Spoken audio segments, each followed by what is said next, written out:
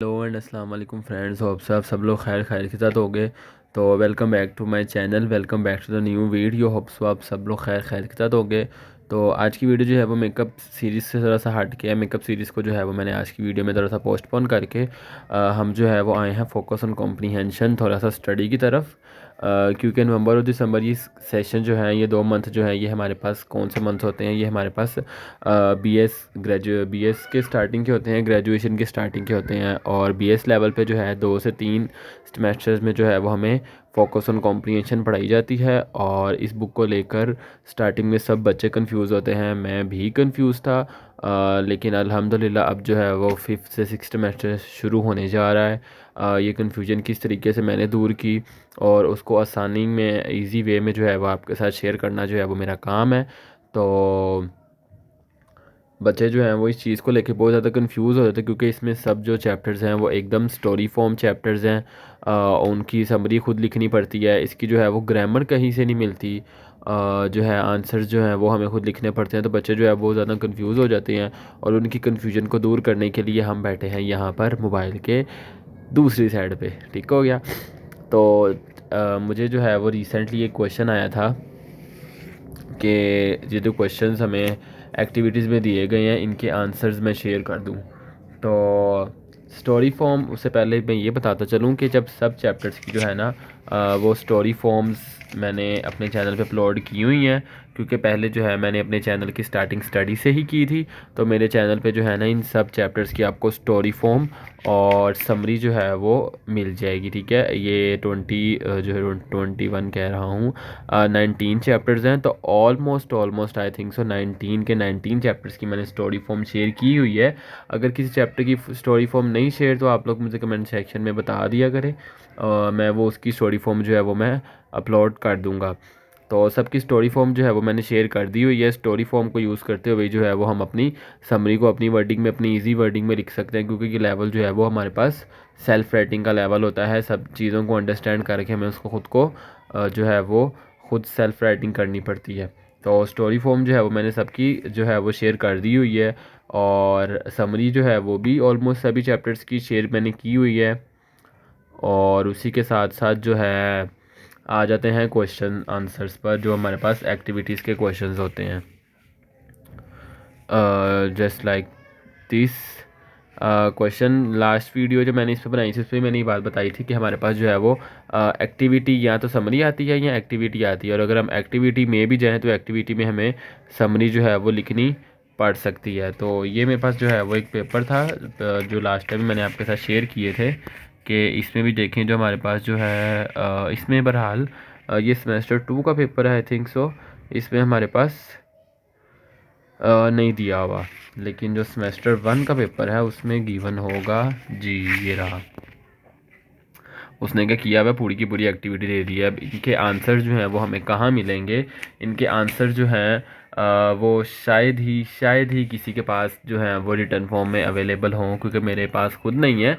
लेकिन कैसे इसके आंसर करने हैं वो मैं आपको जो है ज़रूर बताऊंगा यहाँ पर, कि जैसा कि हमारे इस चैप्टर का नाम है, चैप्टर जो है वो हमारे पास है रिस्पॉन्डिंग टू डायरीज़, जिसमें जो है वो हमारे पास एक टीचर की स्टोरी शेयर की गई है कि टीचर जो है वो रात को बैठ के, जिस तरह सब टीचर जो है वो अपना प्रिपेयर करते हैं सुबह का लेक्चर, उसी तरह जो है वो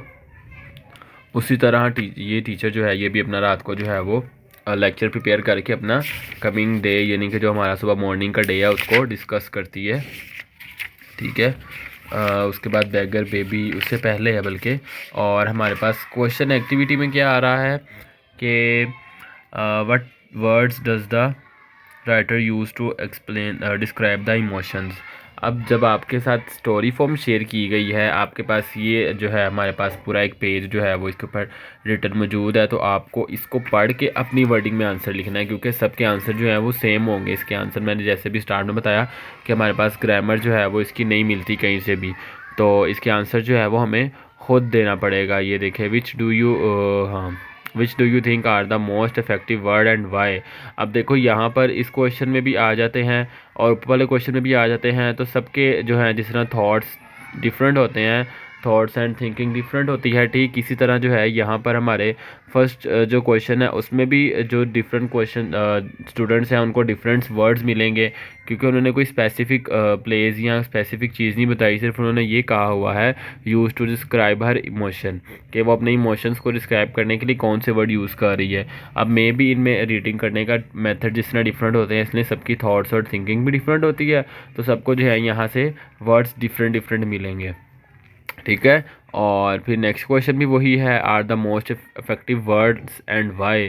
तो इस पूरी स्टोरी में से मोस्ट इफेक्टिव वर्ड्स जो हैं वो कौन से हैं, आपको क्या लगता है? तो वो जो है वो भी बेसिकली जर्नली आपको जो है वो खुद ही लिखना पड़ेगा।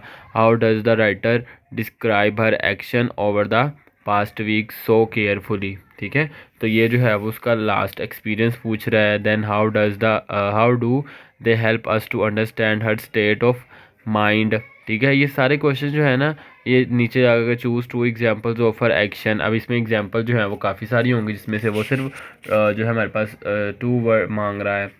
अब इधर से आ जाते हैं, तो यहाँ पर समरी भी जो हमें दी गई हुई है वो भी सबकी डिफरेंट होती है। यहाँ तक कि हमारे क्लास फेलोज़ में, हमारे बैच में, हमारी क्लास में हमारा जो सेशन था फर्स्ट सेमेस्टर सेकंड सेमेस्टर, वहाँ पे भी समरी जो है वो सबकी डिफरेंट थी, क्योंकि सब ने खुद लिखी हुई थी।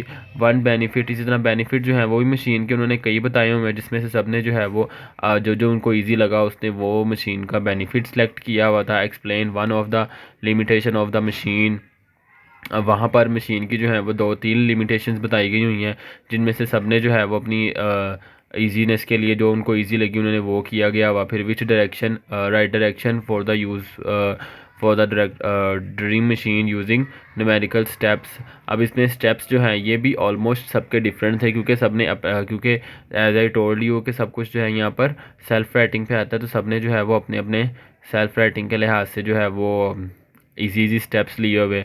नेक्स्ट जो सेकंड वाला क्वेश्चन है वो तो आपको पढ़ के ही अंदाज़ा हो सकता है कि हमें ऑन वर्ड्स में जो है अपने वर्ड्स में जो है वो वर्किंग उसकी एक्सप्लेन करनी है, तो वो तो साथ हमारे वैसे ही खुद ऑन वर्ड्स होगी। अगर हम जो है वो